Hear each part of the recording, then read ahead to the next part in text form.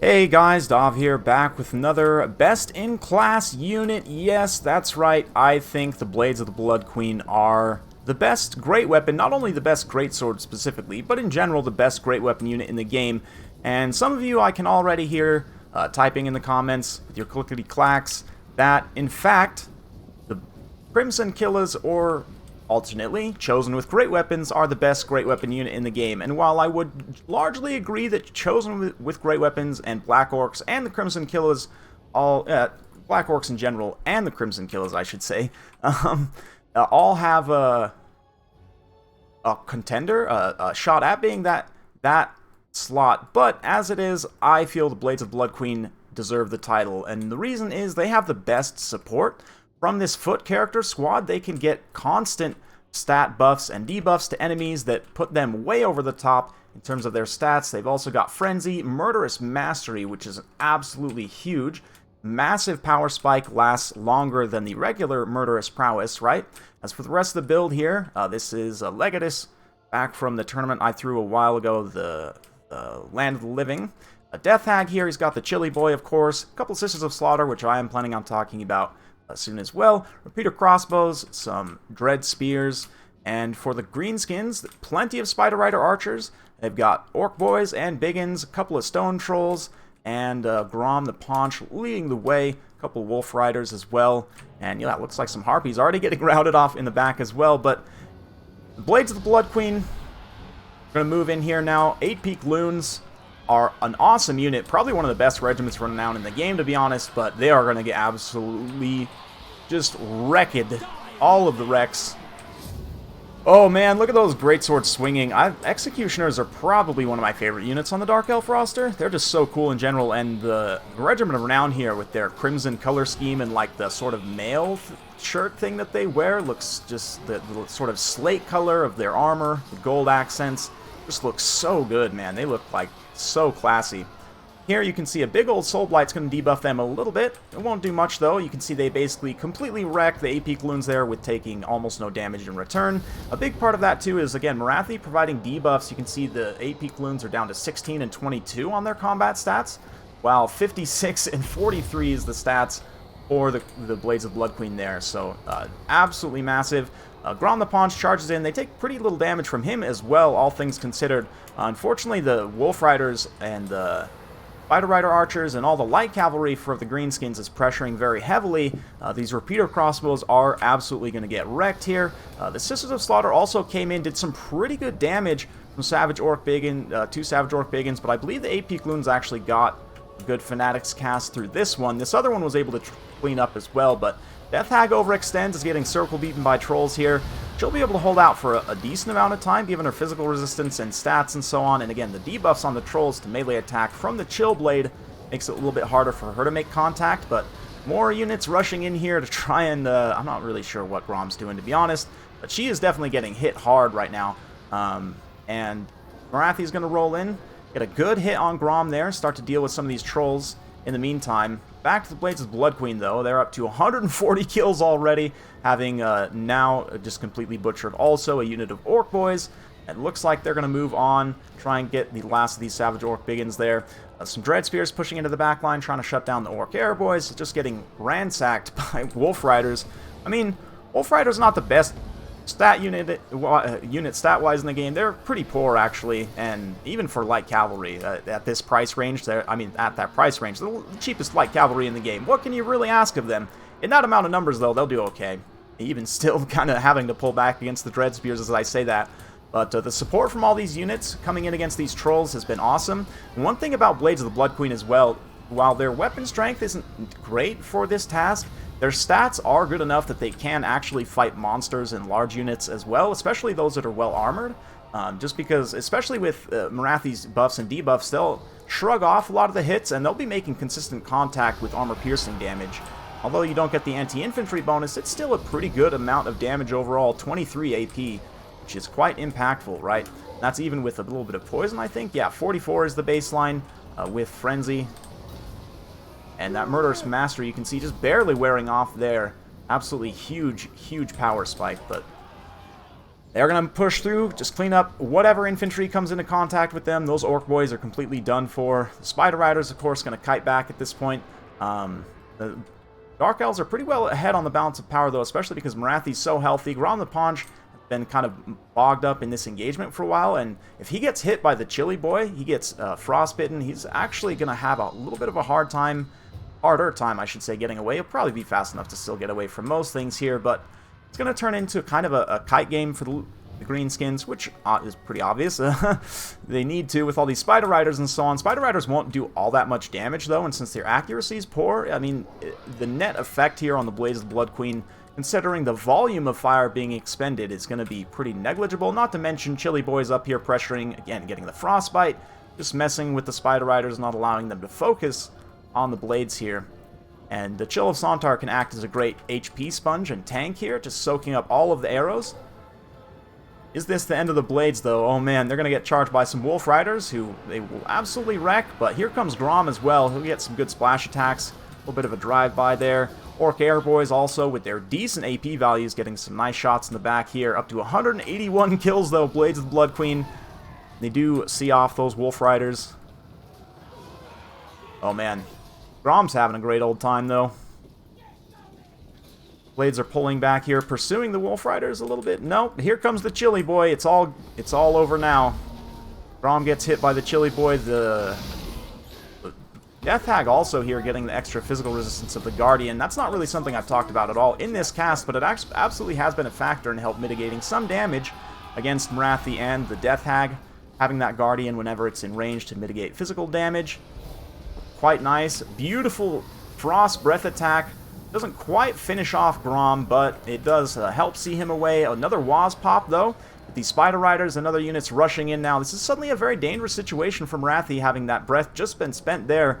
Greenskins player can kind of blob in here without too much recourse. Or not. Oh, that Soul Stealer. Oh, that Soul Stealer just absolutely wrecks all of these Spider Riders. Going to do a bunch of damage to a big blob units, lead to terror routes. As soon as the Chili Boy runs in there, Doombolt murdering my frame rates like always. And the Blades are still here fighting. Look at that. They're still here fighting. Their leadership is so high that they're not quite unbreakable, but pretty close to almost unbreakable. Up to 184 kills at the end of the day. Absolutely cleaning house there. Great job by both players, honestly, though. It was a good game for sure. Tesla did a good job pressuring with his light cavalry, taking out the Dark Riders very efficiently. And Sisters of Slaughter, although one of them did quite well, the other one was hamstrung a little bit by some nice Fanatics play. I guess Fanatics didn't pay for themselves, just getting absolutely sacrificed to Cain there by Blades of the Blood Queen, but it is what it is.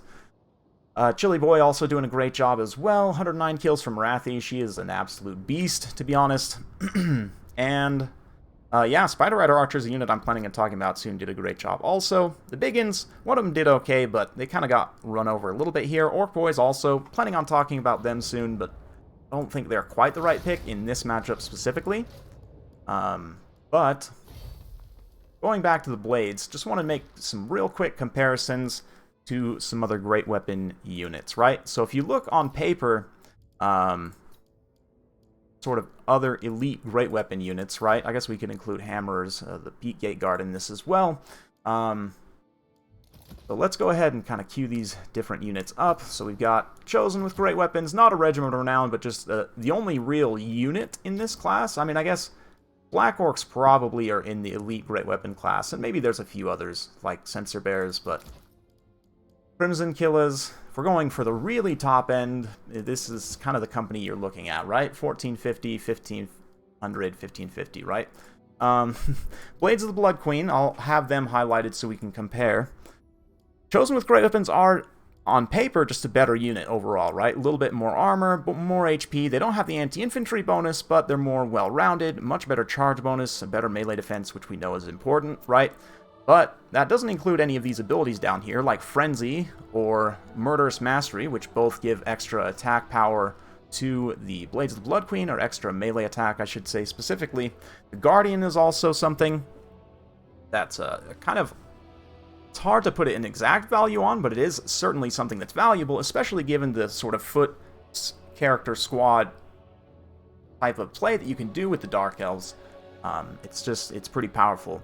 And likewise, so basically what I'm saying is that those stat buffs and debuffs, and not only their innate ones, but the ones they can get from Marathi and, you know, other characters, that puts them over Chosen with great weapons. Same thing with Crimson Killers, although this one was a lot closer. I've been sitting on this replay for a while because I've been trying to decide, are they actually best in class, or, you know, do the Crimson Killers and Black Orcs in general have enough of a